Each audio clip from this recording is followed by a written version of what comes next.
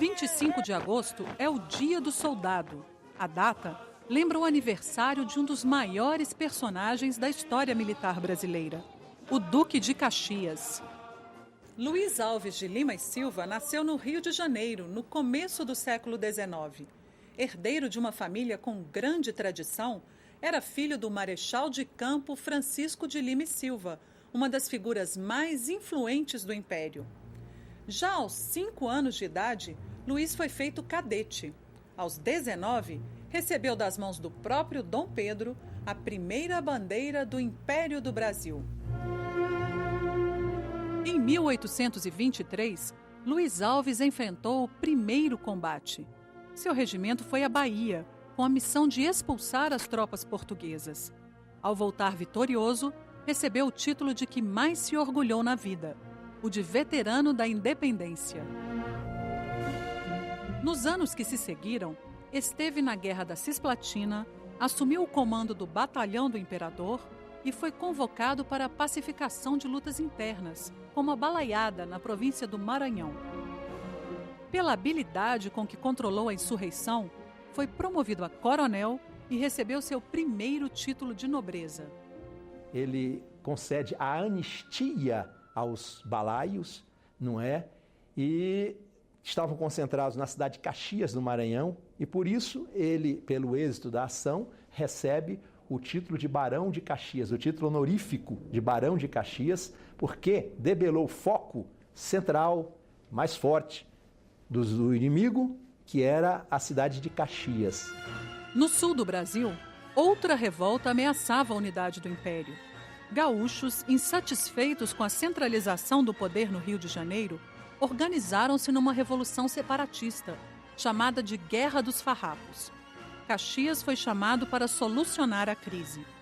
Seu principal objetivo era garantir a integridade territorial brasileira. Pela humanidade com que conduziu a missão, conquistou o respeito dos chefes revolucionários e dominou a situação. Ao final da revolta, concedeu anistia às tropas rebeldes. Ficou conhecido como pacificador e foi elevado a Conde de Caxias. Caxias percebeu que, tanto na política quanto no conflito armado militar, a humilhação de uma derrota terrível é pior do que uma negociação que procure reconstituir os pontos de contato, ao invés de uma dureza que só faz marcar ainda mais os pontos de atrito. A carreira militar de Caxias seguia brilhante, ao mesmo tempo em que ele começava a enveredar pelos caminhos da política. Indicado a senador do Império, teve a oportunidade de exercer o mandato junto com seu pai. Mas em pouco tempo, ele trocou as discussões políticas pelas estratégias militares. A iminência de uma nova guerra nas fronteiras ao sul do Brasil o levou de volta ao campo de batalha, dessa vez contra o ditador argentino Juan Manuel Rosas e seu aliado uruguaio, Manuel Oribe.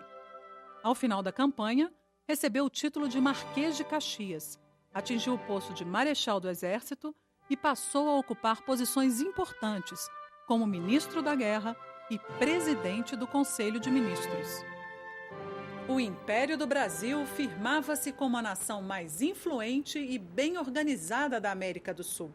Mas essa posição desagradava países como o Paraguai.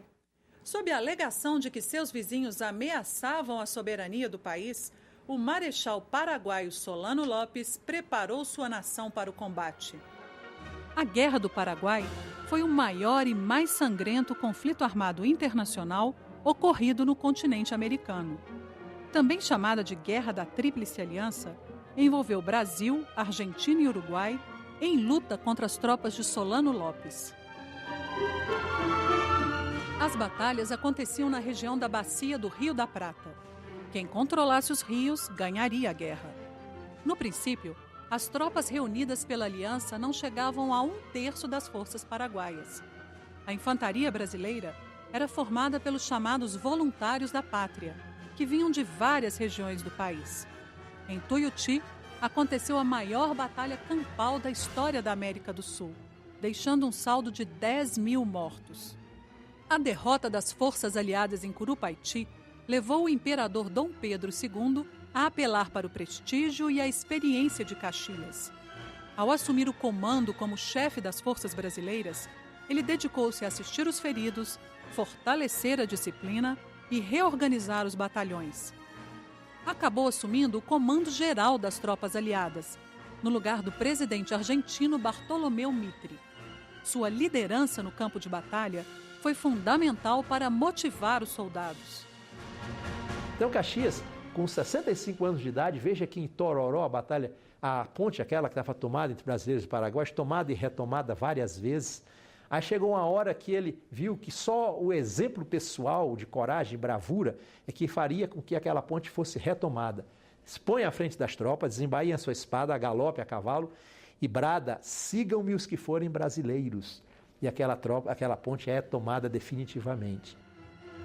A campanha final, conhecida como a Dezembrada, consagrou Caxias com as vitórias fulminantes de Avaí e Lomas Valentinas, minando a resistência de Solano Lopes. Em 5 de janeiro de 1869, o general brasileiro entrou vitoriosamente em Assunção, mas não prosseguiu no campo, pois as batalhas o desgastavam muito. Ao retornar para o Rio de Janeiro, Caxias foi elevado a duque. Ele foi o único brasileiro nato a ter esse título. É um homem politicamente respeitado, militarmente obedecido e estrategicamente bem-sucedido. Ele ascendeu todos esses postos da hierarquia militar por seus elevadíssimos méritos e é merecidamente hoje o patrono do Exército Brasileiro. Por ter dedicado mais de 50 anos à pátria, Luiz Alves de Lima e Silva, o Duque de Caxias, é um dos construtores do Brasil.